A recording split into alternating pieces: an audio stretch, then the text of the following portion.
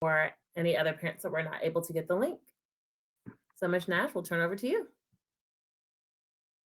Thank you, Miss Billy. Good evening, everyone. My name is Mrs. Nash. I am one of the high school lead teachers, and we want to welcome you to this evening's session. And we hope that when you walk away, you have some good tips that you can bring home to your kids and make them feel a lot more comfortable going into milestones testing. So let me enlarge this really quickly. So the first piece to ensuring that your students feel comfortable heading into milestones is being proactive in their everyday classes. So the first thing you want to make sure that your student is doing is engaging in their content and engaging in their classes. So if your student is required to be in class, make sure that they are attending those required classes each day. That serves as a really valuable tool for your students and also for your teachers to have that opportunity to be able to see, where students may need some additional support, may offer some additional resources. So being in those classes when they are required is really, really crucial to your student feeling comfortable with the material, so that when they go to take their milestone test, they feel as good as they possibly can. So, and that's what we want.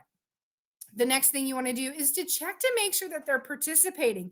So we want them to attend, absolutely. We want them to attend their classes, but we really want them to participate. So that participation is so crucial to the teacher understanding what the student needs, what they understand, what they may need some additional assistance with.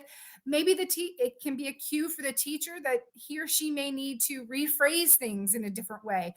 That participation is crucial. And so when your student participates, it really allows them to engage with the content as well and to actively work within that content, and that will help them retain information too. So being actively involved in the class is really important to them, practicing that content and moving it into a part of their brain where they actually hold on to that material.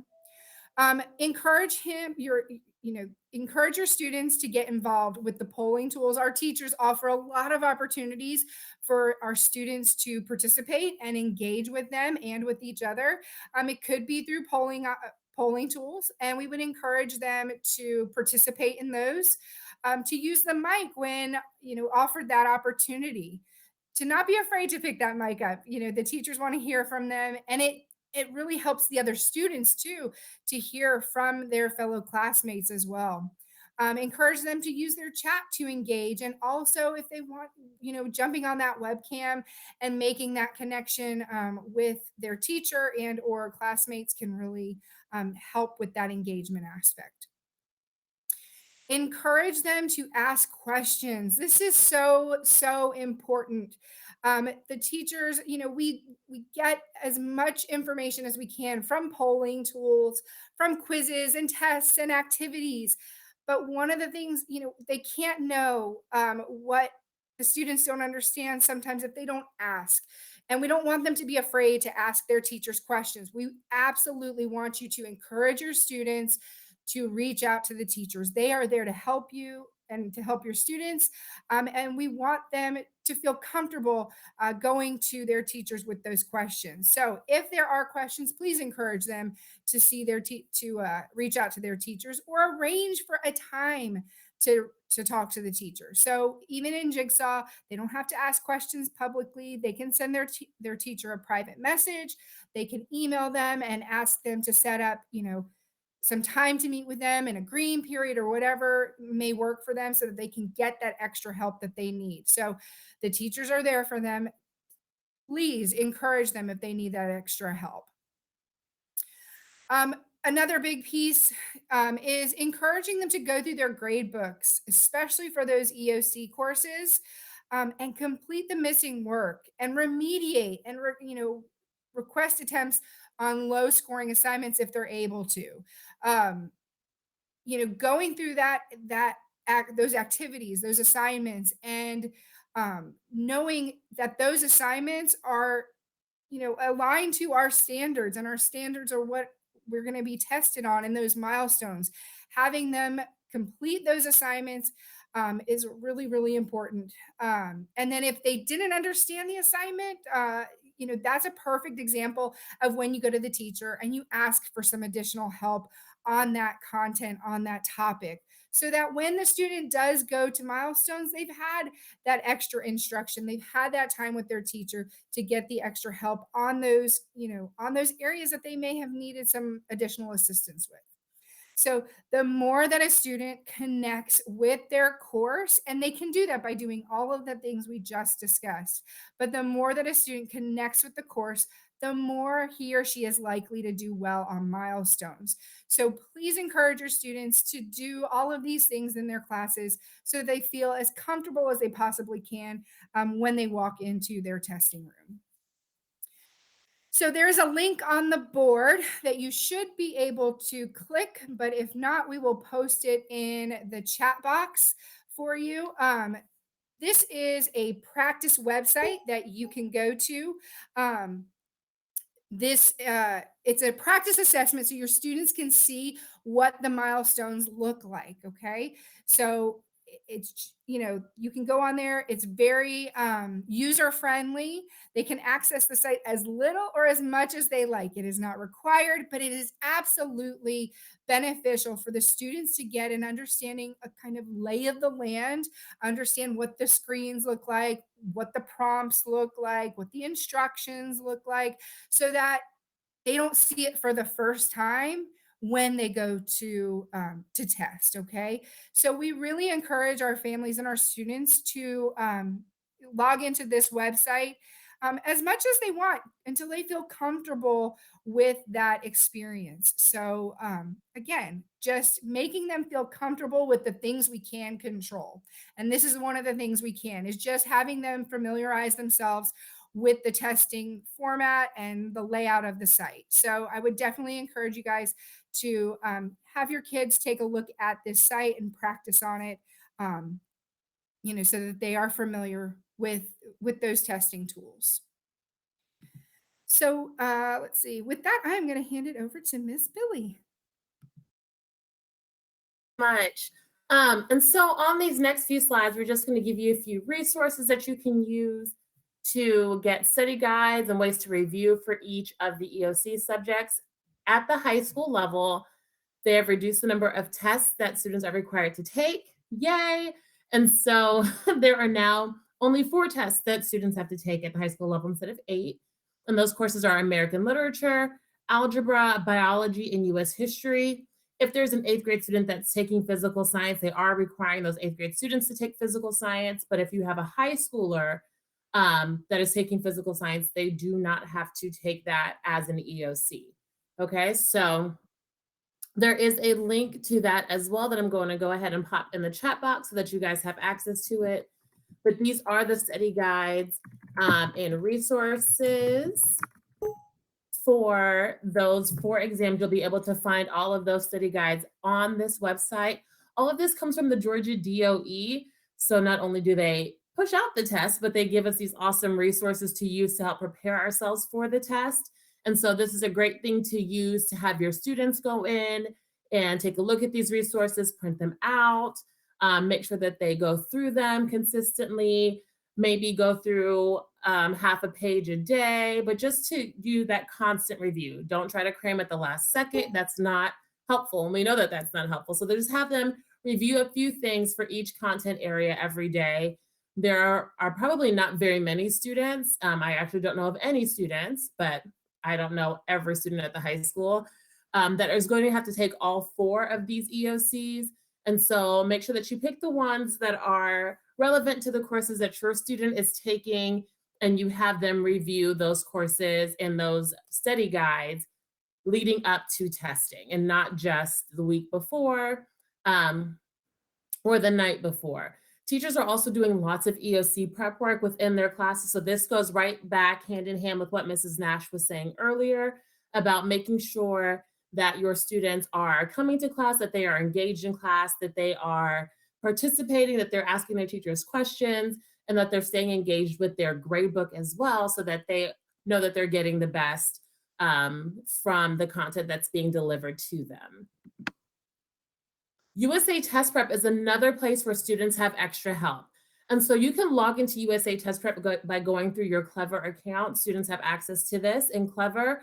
When we log into Clever, it's one of the district tools that is there for all students. So they can log into USA Test Prep and select the EOC dropdown. You'll see it's right here in this upper, I guess it's kind of in the middle. I was gonna say upper left-hand corner, but I guess it's kind of a little bit more towards the middle. But this EOC drop down, and they'll be able to select the EOC test that they would like to practice. And they'll be able to go through and practice different test questions that are related to the standards of that content area. They'll get a report with all the standards in their dot rank.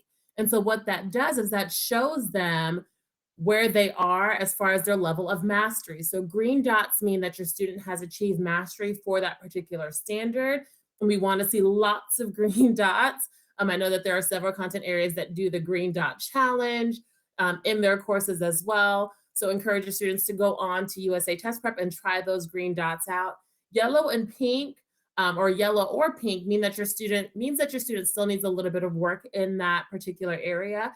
And so actually working on this, working through one of those tests and checking out your dot rank is a great way to have your students go and reach back out to the teacher and say, hi, I tried this test and it shows yellow and pink for these specific standards. Do you have any additional remediation that I can have to help prepare me for the test?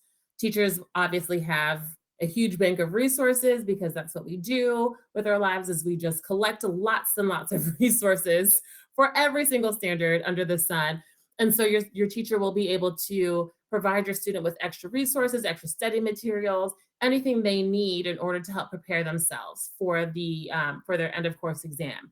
Gray means that your student has not completed the work in USA Test Prep on the skill. And so if you see any dots that are gray, it's really easy. You can be like, hey, I noticed that you've got green dots for standards SB5 and SB6. I'm a biology teacher, so I kind of know those standards off my head.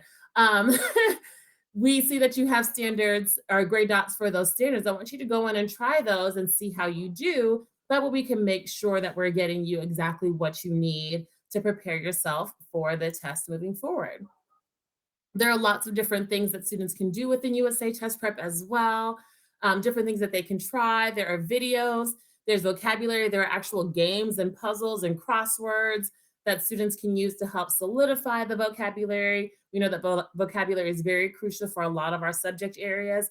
And so USA Test Prep has a bank of resources for students to use to help solidify that vocabulary for them so that when they go into testing, they aren't blindsided by a bunch of words that they've never seen before. They can practice those consistently within USA Test Prep. Clicking on a dot, when you see those dots, those green, those yellow, those pink, or those gray dots, maybe not so much the gray dots, but those green, those yellow, and those pink dots, clicking on that dot will give your student ample practice videos, and that's where you find them. So if you see here in the graphic that I've posted, you see there's a yellow dot, a pink dot, and a green dot. If you click on that dot, it's going to give you some additional practice as well. Oops, that took me forward, sorry. It's gonna give you some additional practice here. You can see videos, vocabulary, additional questions, some performance tasks and puzzles as well. So if you see that your students have some yellow and some pink dots, go ahead and have them click on that dot to see some of the extra resources that are provided for them right there within USA Test Prep. And then one final thing before we wrap up, here are some helpful articles about test prep strategies. So you can see there's an article about test taking strategies. I'm sorry, I'm going to turn my pointer off and then hopefully we can click on these. There we go. An article about test taking strategies. I'm going to try to grab some of these links and put them in the chat for you as well in case you can't. So there's the article about test taking strategies, the one from Penn State about test taking tips. I'll follow up with that one as well. And There's one additional one from Education Corner, an article on test taking. My favorite, and I think that most students would probably feel this way as well, is the video, the Khan Academy video about how to reduce stress around taking important tests. We do know that we do have some students and some adults that suffer from testing anxiety. Oop, there we go. I'm going to grab that link for you. So these are three ways that the maker of Khan Academy, or one of the people that is in charge at Khan Academy. These are ways that he has found that help reduce stress around taking important tests. And so it's a really good idea to just pop in and watch the video. It's relatively short. It's not too long because we know, you know, it's a new generation and we're not sitting still for 30 minutes like we used to. So it's a little bit less than 5 minutes, but it's just three great ways to help reduce stress around taking an important test. And then always just take a deep breath, relax, get a good night's rest, eat your breakfast. If you don't know it, skip it, move on to something that you do know. Keep that confidence level high as you're going through and taking the test. And know that regardless of whatever happens, we are proud of you. And that is essentially it for us here in the room for high school, as far as ways to help prepare your students for the test. If you have any questions, you can go ahead and type those in the chat. One of us will receive the question. I'm not exactly sure who it'll go to or if it'll go to all of us, but that is what we have for you guys today. So thank you so much for being here with us this evening. We hope that you got your questions answered and you're leaving here today with some resources that you can use and that your students can use to help prepare you for the EOCs. Have a wonderful evening.